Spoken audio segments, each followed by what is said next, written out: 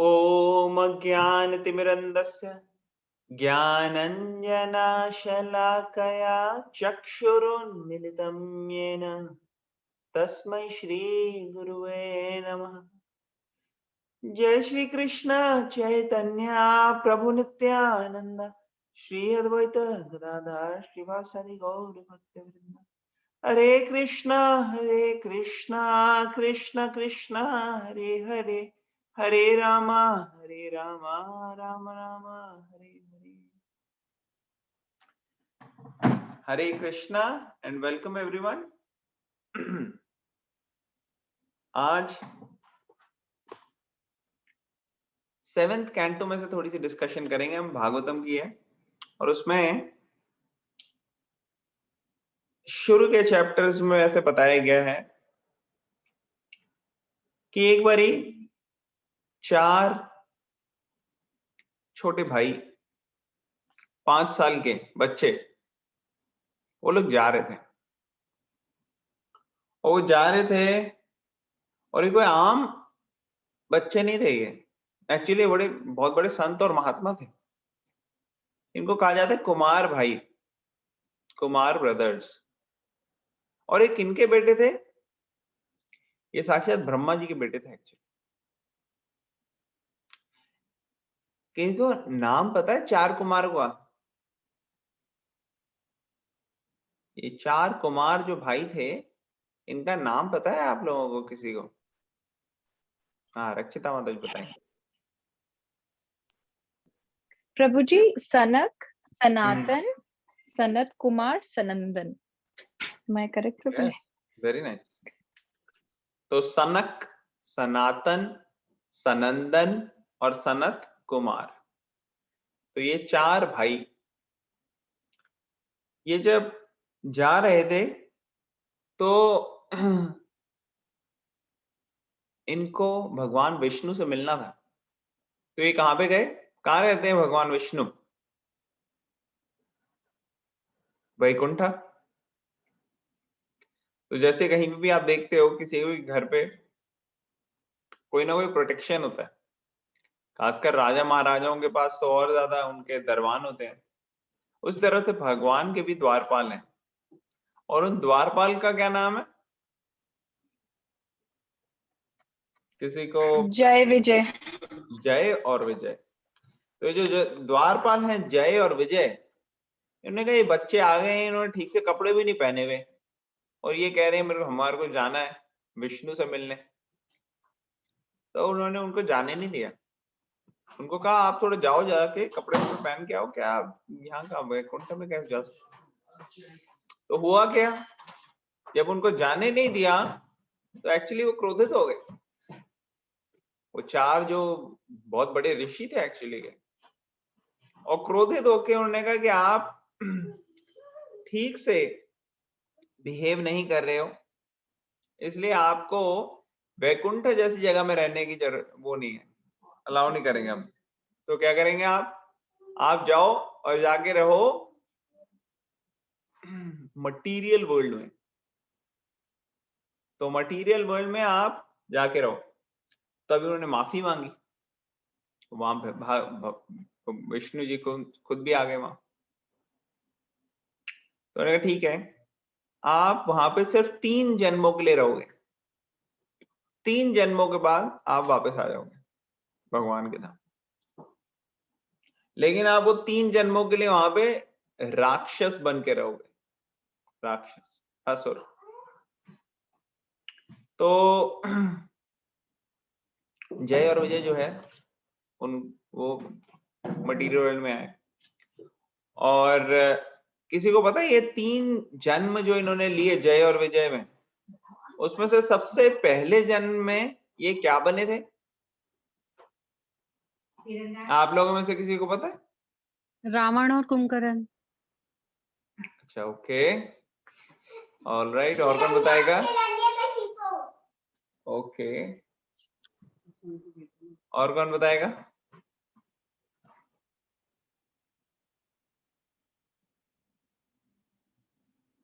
Alright, अच्छा, दूसरे जन्म में क्या बने थे?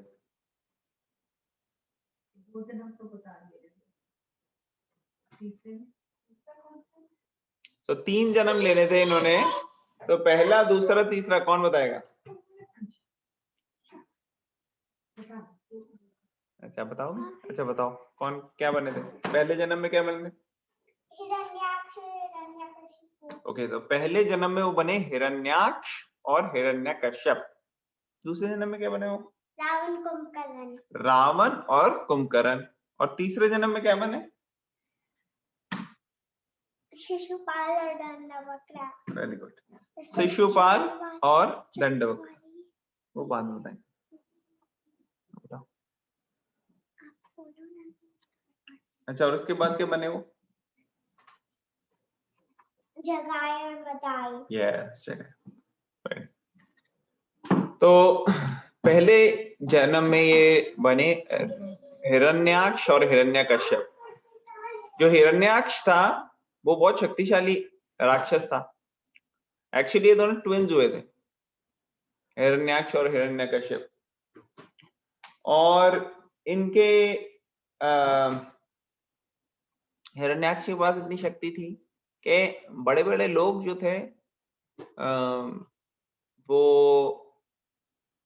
देवता गण, वो लोग घबराते थे इनसे। अंत में वराह देव जो थे उन्होंने हिरण्याक्ष को मारा। और जब हिरण्याक्ष को मारा तो हिरण्यकश्यप जो उसका भाई था वो बहुत ज्यादा, उनके फैमिली में डिस्टरबेंस आ गई। हिरण्याक्ष की जो वाइफ है वो रो रही थी, उनकी माता जी रो रही थी, तो ऐसे सब रो रही थी। तो हिरण्यकश्यप जो था वहां पे, वो राजा था, तो वो लोगों को समझाने लगा। उन लोगों को बोलने का देखो ऐसे रोने की जरूरत नहीं है। हिरण्याक्ष जो है मेरा भाई, वो बहुत बड़ा क्षत्रिय शूरवीर था वो, और ऐसे शूरवीर के लिए तो युद्ध में मारे जाना जो है वो इतना रोने की जरूरत नहीं है उसके लिए। और वैसे भी हम ये शरीर नहीं है, हम आत्मा है। और वो भगवत गीता के बेसिस पे कई सारी बातें बताने लगा। हिरण्यकश्यप ये बताने लगा कि कैसे देखो, जिस तरीके से कई सारे जो चल रहे होते हैं राहगीर, जो चल रहे होते हैं लोग एक जगह से दूसरी जगह, कई बार वो जो एक जगह प्याऊ पे आके रुकते हैं जहाँ पे पानी पीना हो, जल की व्यवस्था है, पानी पीने के लिए रुक रहे हैं। और वहां पे जहाँ पे वो रुकते हैं वहां कई बारी बैठ के रेस्ट करके एक दूसरे में बातचीत हो जाती है।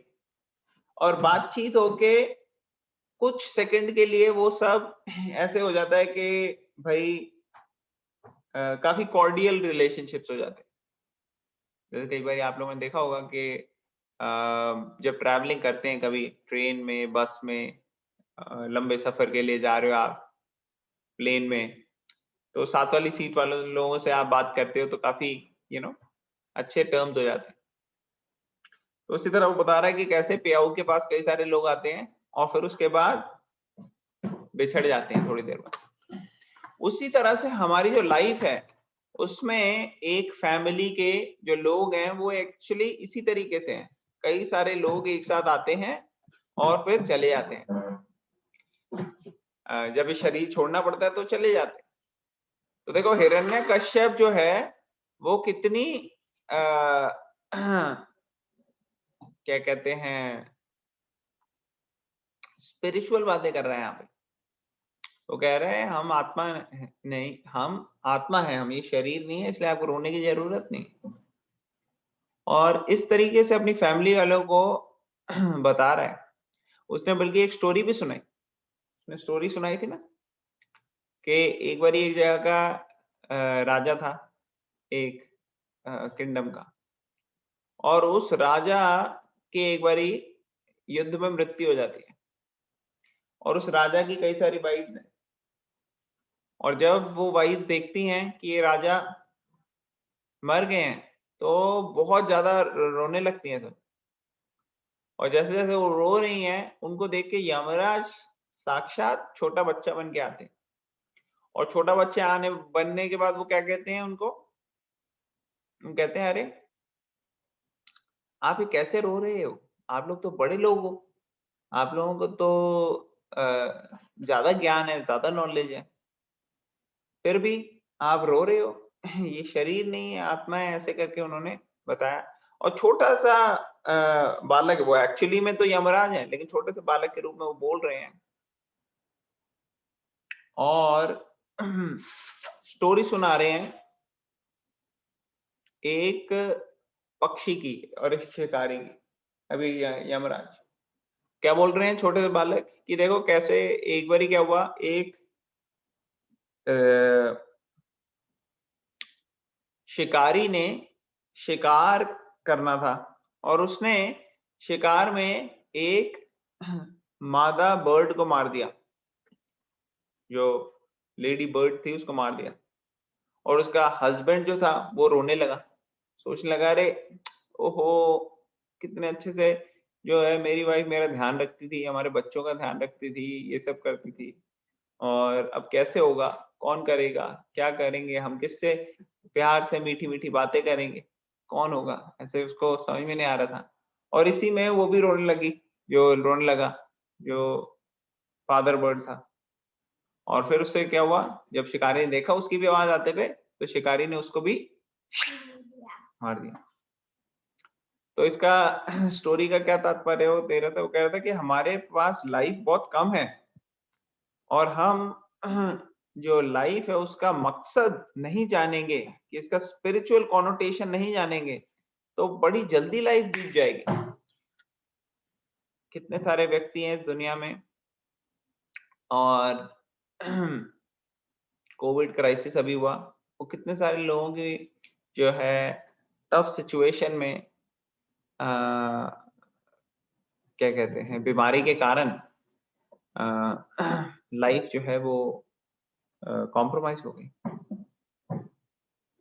हेल्थ रीजंस की वजह से काफी ज्यादा बीमार हुए और कुछ लोगों की मृत्यु हो गई। तो ये बहुत मुश्किल हो जाता है जो क्लोज फैमिली मेंबर्स हैं उनके लिए, इसको समझना, इसको फेस करना, और क्या राइट एटीट्यूड है समझ में आता नहीं। तो उस बीच में क्या होता है, उस चक्कर में धीरे धीरे धीरे जो बाकी फैमिली मेंबर्स हैं वो भी अगर अपना सही ह्यूमन फॉर्म को यूज करने के लिए क्वेश्चन नहीं करेंगे और इसको नहीं समझ के अपनी लाइफ में नहीं यूटिलाइज करेंगे, तो धीरे धीरे क्या होगा कि मृत्यु आके हमें भी ले जाएगी। और अगर हमें भी मृत्यु ले जाएगी तो उसका वही एग्जाम्पल है कि शिकारी ने एक को मारा और दूसरे को भी मार दिया। तो इसलिए हमें ये इंक्वायरी करनी चाहिए कि क्या मकसद है, क्या क्यों हमको ये शरीर मिलता है और उसका क्या यूज करना चाहिए। एनीवेज, तो ये सब बता रहे हैं यमराज छोटे बच्चे। और उसके बाद क्या हुआ, उसके बाद जो है हिरण्यकश्यप इस स्टोरी के लेसन के माध्यम से उनको बता रहा है कि आपको रोने की जरूरत नहीं। लेकिन उसके बाद क्या कहता है हिरण्यकश्यप कहते हैं कि मगर, अब देखो, ज्ञान जो है वो होना सिर्फ इज नॉट इनफ, पूर्ण ज्ञान होना चाहिए, और ज्ञान का जो प्रैक्टिकल एप्लीकेशन है वो भी बड़ा इंपॉर्टेंट होता है। यहाँ पे उसने इस ज्ञान को कैसे यूज किया, उसने बोला हिरण्यकश्यप ने कि अब मैं अपने भाई की मृत्यु का बदला लेने के लिए उस विष्णु का गला काट के और उसके शरीर से जो खून बहेगा उससे अपने भाई को खुश करूंगा। देखो, ये है उसका हिरण्यकश्यप का इंटेंशन। तो हिरण्यकश्यप जाता है उसके बाद तपस्या करने, और तपस्या के लिए वो कहां जाता है, मंदारा माउंटेन। और जब वो वहां जाता है तपस्या करने के लिए, तो वहां पे बहुत ज्यादा ऑस्टियर तरीके से तपस्या करने की कोशिश करता है। और उसका मकसद क्या था, मकसद का ये था कि मैं ब्रह्मा जी की उपासना करके उनसे बहुत ज्यादा शक्तियां प्राप्त करूं। शक्तियां प्राप्त करो। एक्चुअली पहले जब वो जाता है तपस्या करने, तो कुछ सेज जैसे नारद मुनि वगैरह वो क्या करते हैं, वो पक्षी बन के उनके आसपास जाके भटकते हैं और बोलते हैं विष्णु विष्णु विष्णु विष्णु विष्णु विष्णु। तो वो बार बार विष्णु विष्णु सुन के उसको बिल्कुल खराब लगता है। वो कहता है मेरे को नहीं यहाँ रहना। क्या है, क्योंकि जो आप देखोगे कई बार क्या होता है, ऐसे असुरी प्रकृति के जो व्यक्ति होते हैं उनके सामने जब आप भगवान का नाम लोगे तो वो डाइजेस्ट नहीं कर सकते, उनको अच्छा नहीं लगता। वो लगता है अरे बहुत ये कृष्णा कृष्णा कर रहे हैं।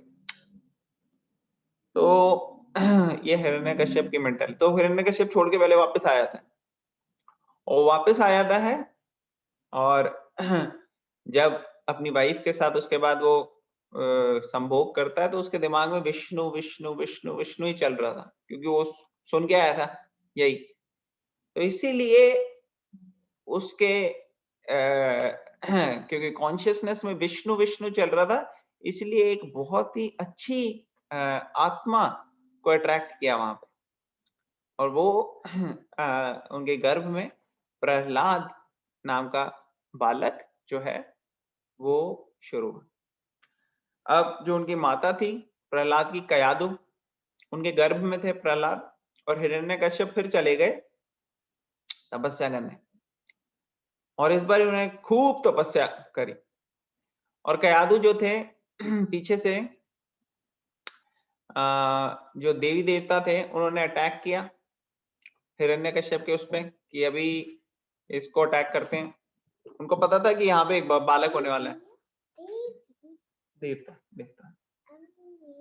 और जो कयादु थी उसको कैप्चर करा उन्होंने, उसको कहा इसको पकड़ो, ये लेडी जो है इसका बच्चा होने वाला है। ये सारे जो देवता थे इंद्र वगैरह, इन लोगों ने पकड़ा। इन्होंने कहा ये इसको हम अपने निगरानी में रखेंगे, जैसे ये बालक जो बच्चा है पैदा हो जाएगा तो उसको हम मार देंगे, क्योंकि ये बहुत बड़ा राक्षस होगा। हिरण्यकश्यप का बेटा है तो नेचुरली बहुत बड़ा राक्षस होगा ये, और ये हमारे लिए बहुत प्रॉब्लम को क्रिएट करेगा। तो ऐसा सब वो सोच रहे थे। और कयादु प्रार्थना करती थी भगवान से कि भगवान जब तक मेरे पति वापस ना आए तब तक ये बच्चा हो ही ना, जब तक उसके पति वापस नहीं आए तब तक डिलीवर ही ना हो। तो फिर क्या हुआ, नारद मुनि आए वहां। नारद मुनि ने बताया इंद्रा वगैरह सब देवताओं को कि देखो भाई ये जो बालक है ये एक्चुअली डीमन नहीं है, ये बहुत बड़ा भगवान का भक्त है, तो इसलिए आप इनको छोड़ दो कयादु। और वो कयादु को लेके आए नारद मुनि अपने खुद के आश्रम में। वहां पे नारद मुनि ने कयादु को भगवान के बारे में बहुत कथाएं सुनाई और ज्ञान दिया, दिव्य ज्ञान। और भक्ति का पूरा ज्ञान जब दिया तो वो प्रहलाद ने सब एक एक चीज ध्यान से सुनी, क्योंकि वो उनके गर्भ में थे। तो इसलिए वो गर्भ में ही नारद मुनि के ज्ञान से टोटली प्योर हो गए थे प्रहलाद महाराज। तो प्रहलाद महाराज टोटली प्योर हो गए। अब उतनी देर में क्या हुआ, वहां हिरण्यकश्यप ने बहुत टाइम तक तपस्या करता रहा वो, और एक्चुअली कयादु की प्रेगनेंसी बड़ी लॉन्ग चली, लेकिन हिरण्यकश्यप ने इतनी तपस्या की, इतनी तपस्या की, कई कई साल निकल गए। उसके बाद हिरण्यकश्यप, जो हिरण्यकश्यप का शरीर था वो एक्चुअली पूरा का पूरा एंट हिल से कवर हो चुका था, और उसके अंदर मांसपेशियां भी जो थी वो भी सब गायब हो रही थी, बस थोड़ी सी हड्डियां बची थी। लेकिन उसकी डिटर्मिनेशन इतनी स्ट्रांग थी तपस्या करने की कि टस से मस नहीं हुआ वो, ऐसी स्ट्रांग डिटर्मिनेशन। देखो हिरण्यकश्यप और ये सब जो राक्षस भी है ना, इनको भी वेदों का ज्ञान होता है और इनको भी तपस्या आती है। कई बार लोग सोचते हैं कि जो वेदों का ज्ञान है वो किसी को भी हो तो वो महान पंडित है।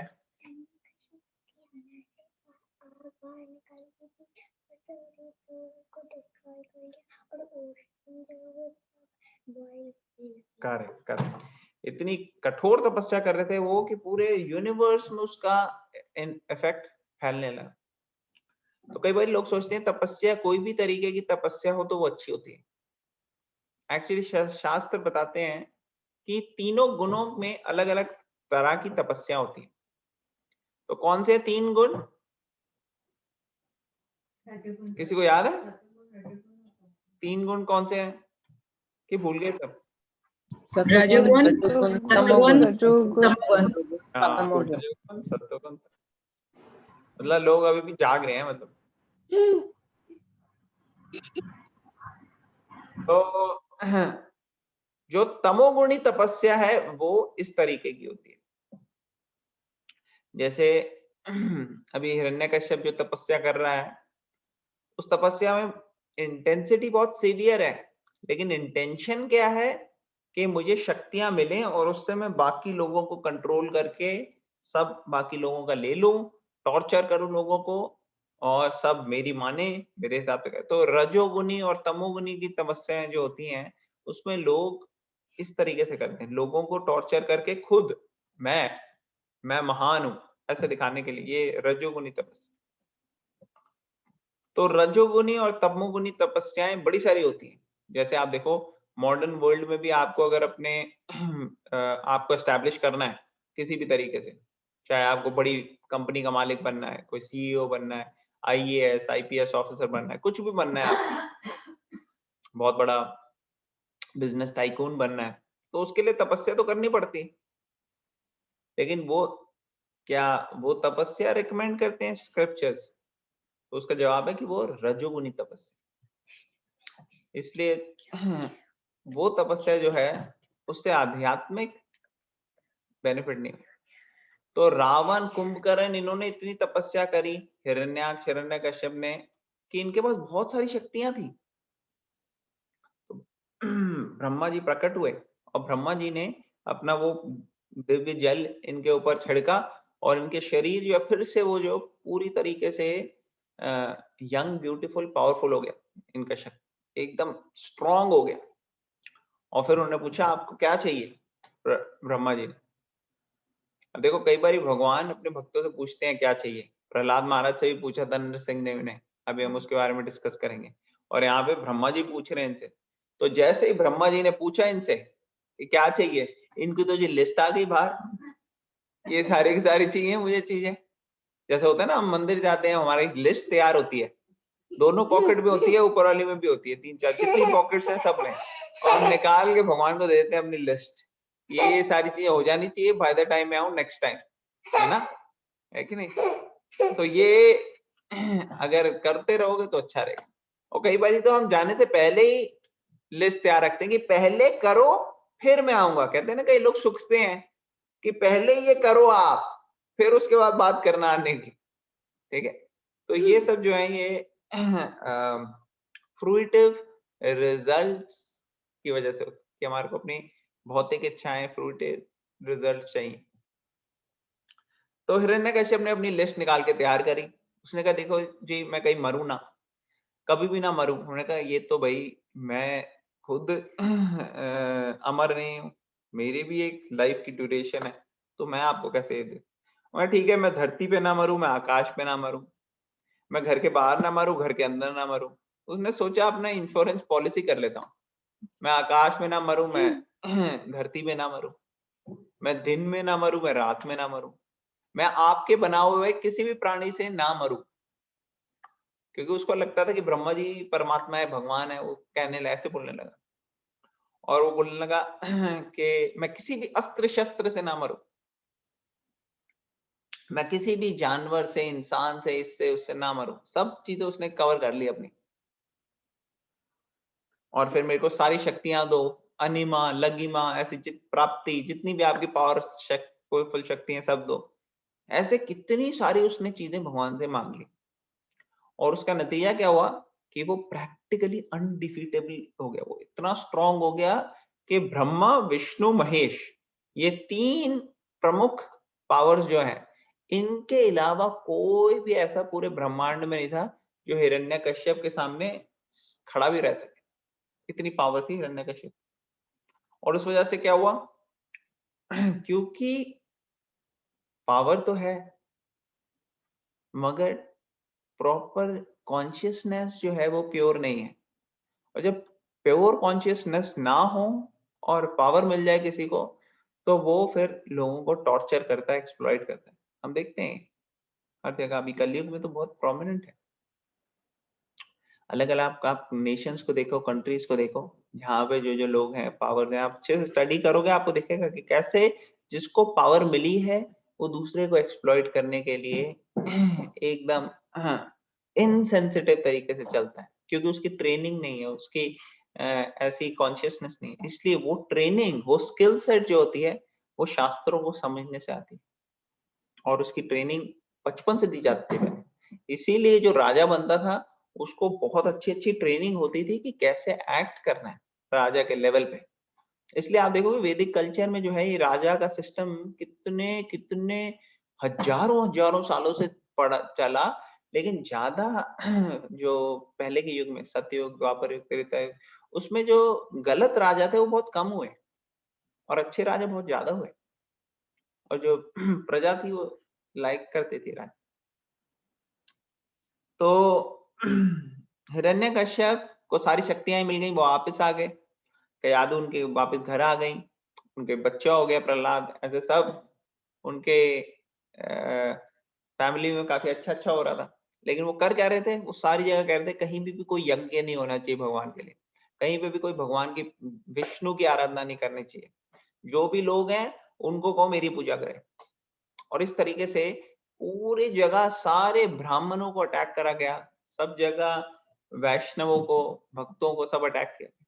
तो इस तरीके से चल रहा था, हर जगह हाहाकार मची हुई थी। उन्होंने कहा अब हमारे को अपने बेटे को भी तो ट्रेनिंग देनी है, बच्चों को, उनके बच्चे थे हिरण्यकश्यप के, और उनमें सबसे छोटा बच्चा था प्रहलाद। तो ऐसे उन्होंने कहा इनकी ट्रेनिंग होनी चाहिए, तो इनके लिए एक अच्छा स्कूल देखते हैं। तो उन्होंने देखा कि यहाँ पे बड़े अच्छे अच्छे टीचर्स हैं। कौन है, एक शुक्राचार्य थे, वो सब राक्षसों के गुरु थे, और शुक्राचार्य के दो बेटे शंडा और अमरका थे।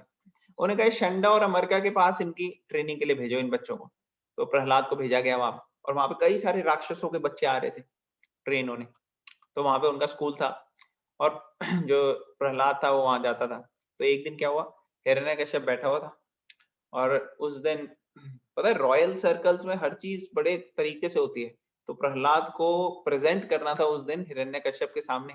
तो बड़े अच्छे से प्रहलाद को डेकोरेट किया गया, उसको अच्छे से नहा धुला के अच्छे अच्छे कपड़े पहना के उसको बोला अब आप चाहिए, आज आप मिलेंगे अपने पिताजी से। उन्होंने कहा ओ नो प्रॉब्लम। तो प्रहलाद ने कहा कि यस। प्रहलाद जो थे वो भक्ति भावना से अपना भगवान को याद करते रहते थे, लेकिन फिर भी जो थे बड़े रिस्पेक्टफुल थे। स्कूल में भी जो थे वो ध्यान से सुनते थे, हालांकि स्कूल की कई बातें उनको अच्छी नहीं लगती थी। जैसे ये लोग पॉलिटिक्स सिखाते थे कि कैसे डिप्लोमेसी करनी है, ये आपका दोस्त है, ये आपका दुश्मन है, इनको कैसे करना है डील। अलग अलग तरीके के चीजें उनको बताते थे। बट क्या हुआ, प्रहलाद जो था उसका इंटरेस्ट इसमें नहीं था कि क्या हमारा एनिमी है क्या फ्रेंड है। वो तो सोचते थे कि हर एक व्यक्ति जो है वो भगवान का अंश है, part and parcel of Krishna, और हर व्यक्ति जो है उसके को अपॉर्चुनिटी होनी चाहिए भगवान की तरफ बढ़ने की। तो उनके मन में कोई द्वेष नहीं था प्रहलाद का। तो अभी प्रहलाद को बोला आप जाके वहां पे हिरण्यकश्यप के पास जाइए। तो हिरण्यकश्यप के पास भेजा, तो गए प्रहलाद महाराज, और प्रहलाद महाराज हिरण्यकश्यप की जाके गोदी में बैठे। तो जब वो गोदी में बैठे प्रहलाद महाराज, तो बहुत ही प्यार से, एक पिताजी जैसे अपने बच्चे को लेते हैं, प्यार से उन्होंने गोद में लिया अपने बच्चे को, और गोद में लेके उन्होंने उसका, पहले एक तरीका होता है प्यार करने का, उसमें क्या होता है बच्चे का ना सर को ऐसे स्मेल करते, तो ऐसे स्मेल किया, खुशी के आंसू आ रहे थे अपने बच्चे को देख के, कितना कितना अच्छा है मेरा बेबी। तो ऐसे सोच रहा था हिरण्यकश्यप। और फिर हिरण्यकश्यप से हिरण्यकश्यप ने प्रहलाद से पूछा कि प्रहलाद आपने स्कूल जाते हो, आपने क्या सीखा, सबसे अच्छी चीज क्या सीखी आपने स्कूल में, सबसे अच्छी चीज जो भी आपको लगती। मतलब उसने खुला छोड़ा, ऐसे नहीं कि कोई एक स्पेसिफिक टॉपिक पूछ ले, उसने सब चीजें सब चीजें उसको ओपन रखी कि आप बताओ सबसे बढ़िया चीज आपने क्या सीखी है अपने गुरु से। अपने गुरु से, स्कूल में नहीं बोला, उसने कहा अपने गुरु से आपने क्या सीखा। श्रवणम कीर्तनम विष्णु स्मरणम। नेक्स्ट टाइम बोला था ये वाला, अभी पहले ये बोला।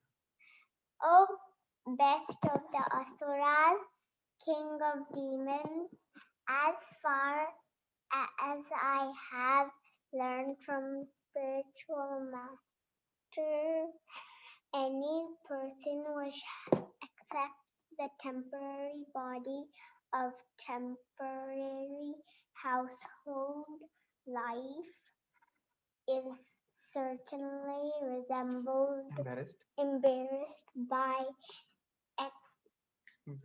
anxiety, because having fallen in the dark well where there is no water but only suffering.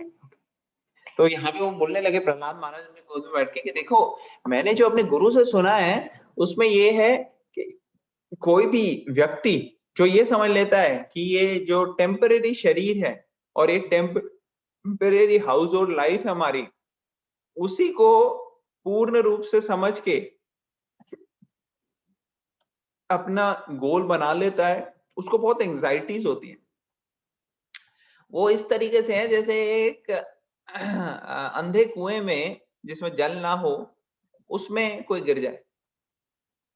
तो कहने का मतलब ये है कि बहुत ही खराब सिचुएशन है।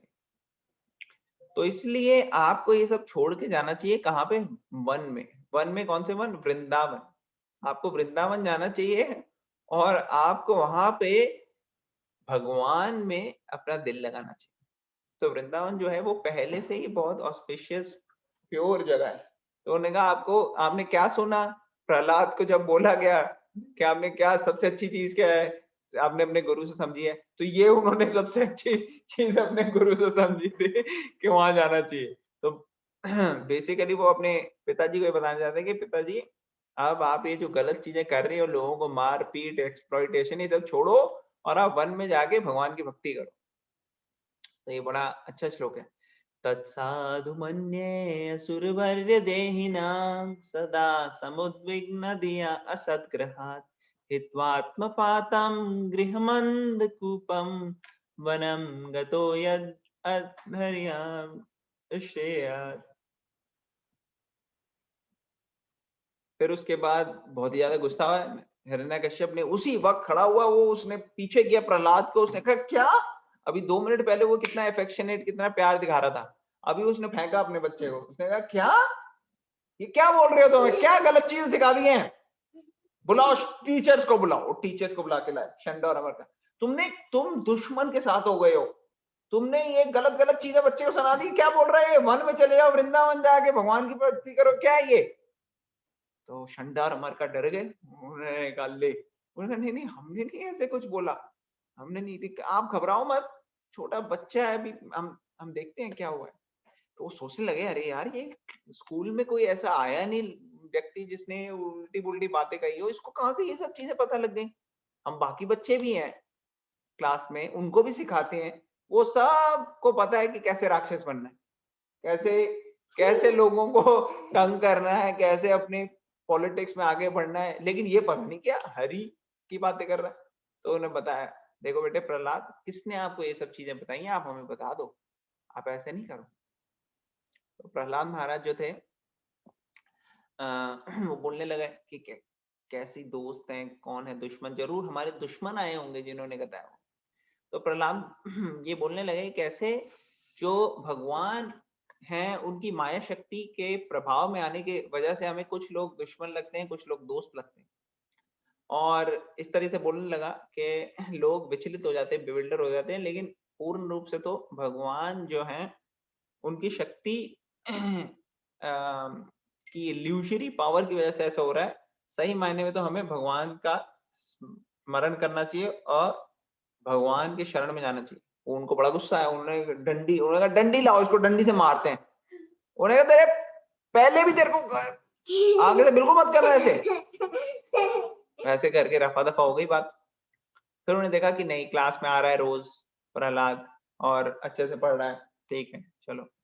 थोड़े दिन बाद फिर से टाइम हुआ प्रेजेंट करने का हिरण्यकश्यप के पास। फिर से अब हिरण्यकश्यप के पास फिर से आया प्रहलाद। प्रहलाद फिर से आके उसकी गोद में बैठा, तो बैठा तो उसने बोला, और बताओ आपने अपने गुरु से क्या सीखा है? श्रवणम कीर्तनम विष्णु स्मरणम, श्रवणम कीर्तनम विष्णु स्मरणम पादसेवनम अर्चनम मंदनम दास्यम साख्यम आत्मनिवेदनम। फिर गुस्सा आ गया हिरण्यकश्यप को। अरे क्या बोल रहे थे प्रहलाद? प्रहलाद कह रहे थे कि कैसे ये 9 चीजें करने से हम भगवान के करीब आ सकते हैं। कौन सी 9? अब वो अंश बताएगा। Hearing, chanting and remembering the Lord. Hearing, chanting and remembering the Lord. Serving His lotus feet, worship Him and pray to Him.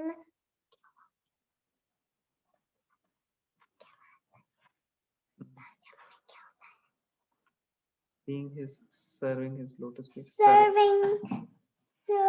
Him, be His friend and fully surrender unto Him.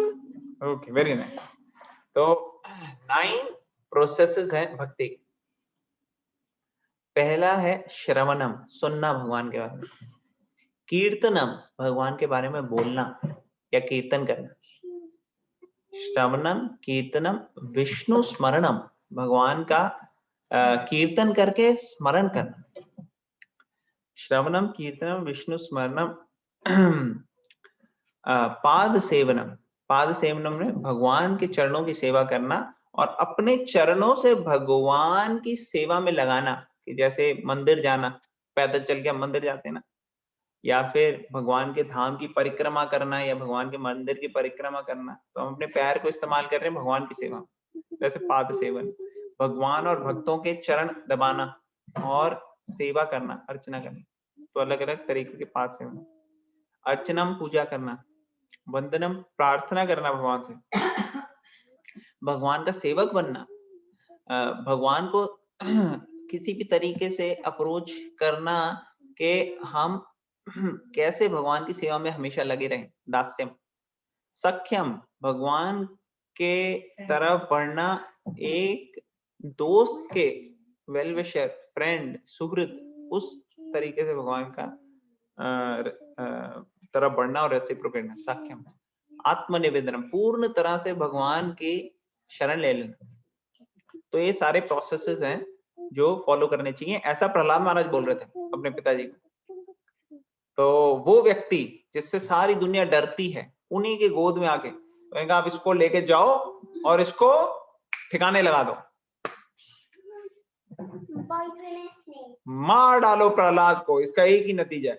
उन्होंने कहा जैसे एक शरीर में कई बार ऐसी बीमारी हो जाती है जिसकी वजह से बहुत ज्यादा पस फैल गई आपके किसी एक पार्ट ऑफ बॉडी में, और वो पस क्या होती है, वो धीरे धीरे पूरी बॉडी में फैल सकती है।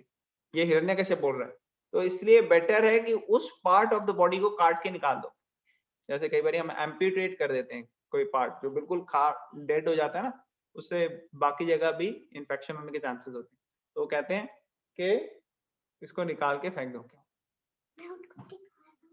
हाँ, तो इसलिए उसने कहा कि इसी ये हमारा जो फैमिली है, इस फैमिली में एक डेड व्यक्ति है जिसको बिल्कुल भी राक्षस बनना नहीं आता, जो पता नहीं एकदम गलत चीजों में पड़ गया है, और वो है ये लड़का, इसको मार देना चाहिए।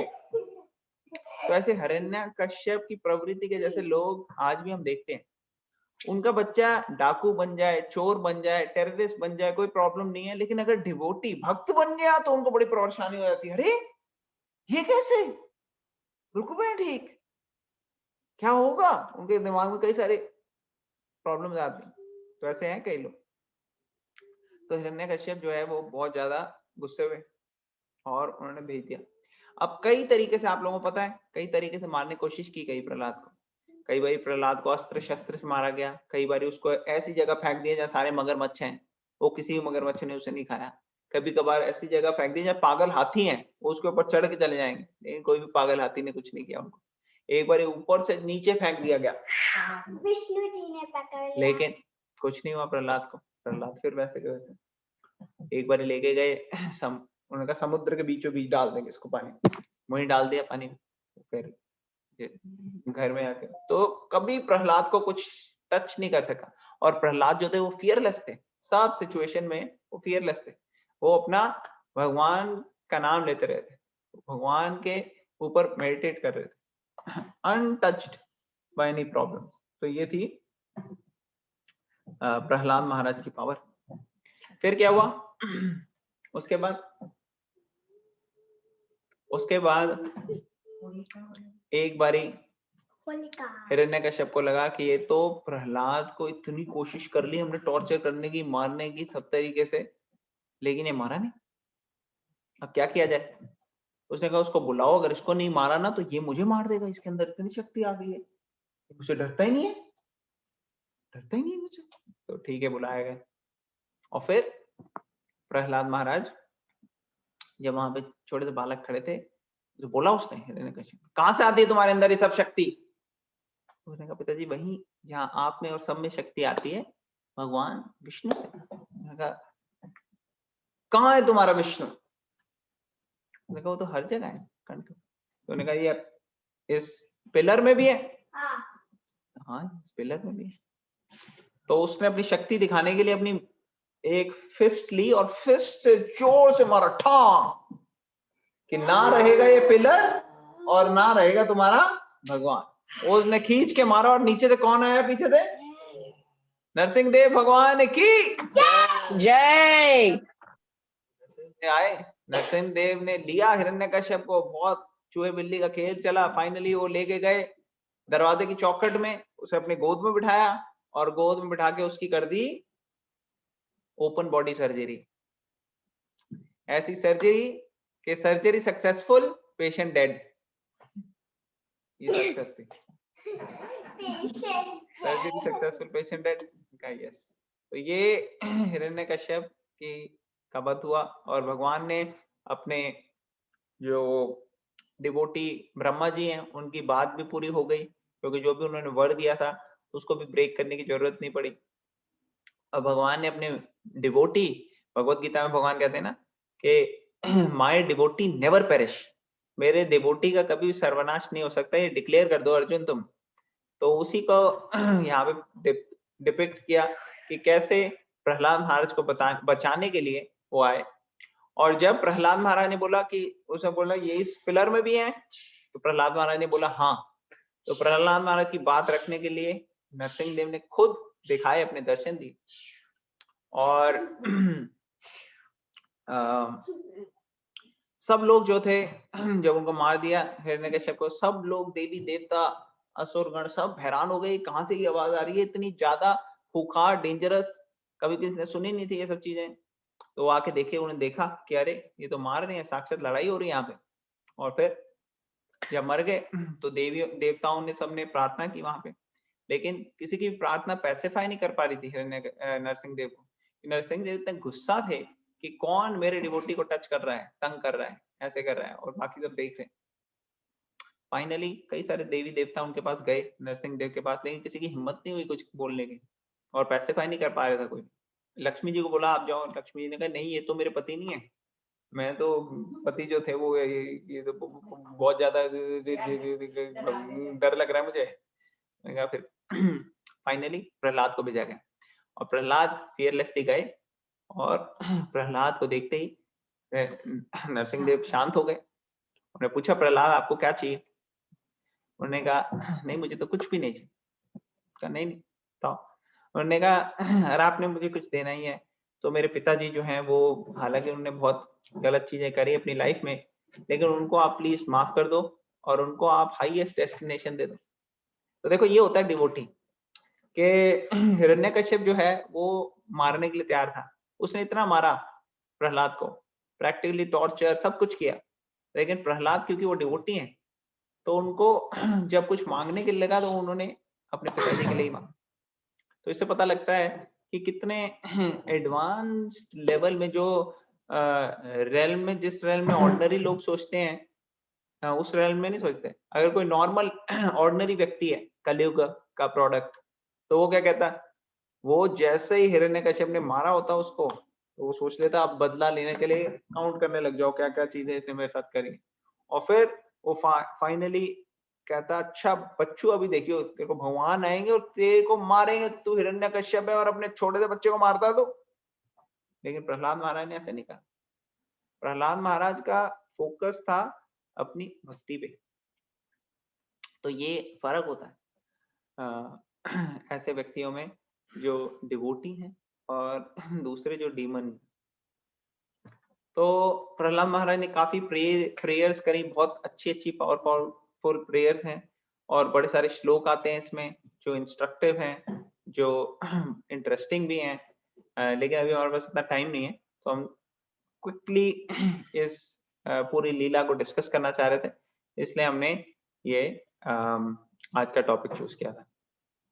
ऑलराइट, तो अब हम यहाँ पे स्टॉप करेंगे। किसी का कोई क्वेश्चन, कमेंट या कोई पॉइंट है तो आप प्लीज शेयर कर सकते हैं।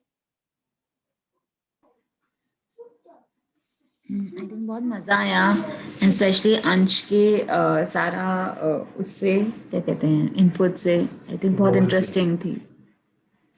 Thank you, thank you for joining. Hello अंश।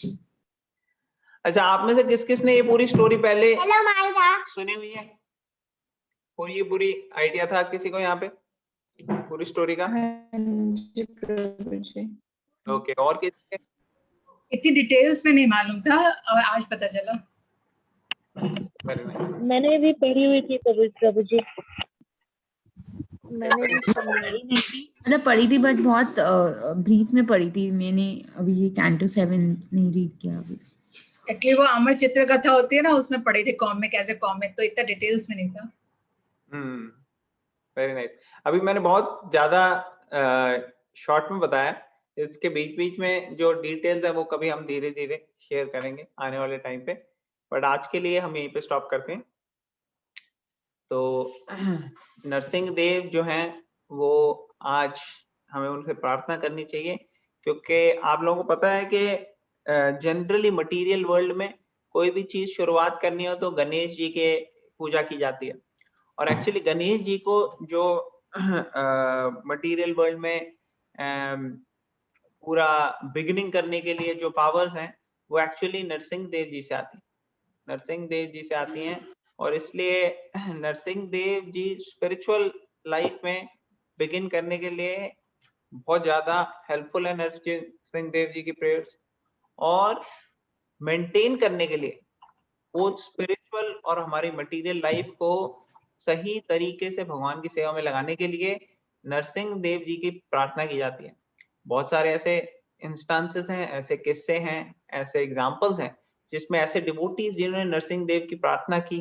आप लोगों ने ड्रामा भी देखा था कि कैसे मायापुर में नरसिंह देव जी के प्रकट होने के बाद से जो है प्रॉब्लम चली गई। तो ऐसे कई सारे एग्जाम्पल्स हैं जब नरसिंह देव जी के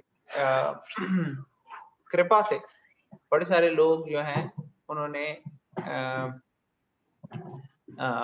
ऐसे एक्सपीरियंसेस किए हैं यहाँ पे उन्हें बिल्कुल प्रोटेक्शन मिली है, भगवान से बचाया।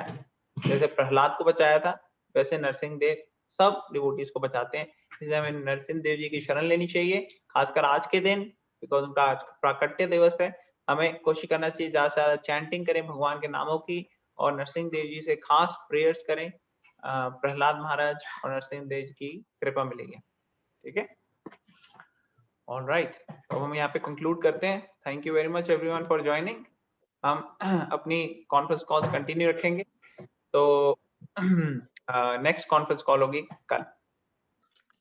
नरसिंह देव भगवान की जय, प्रहलाद महाराज की जय। तो अब हम कंक्लूड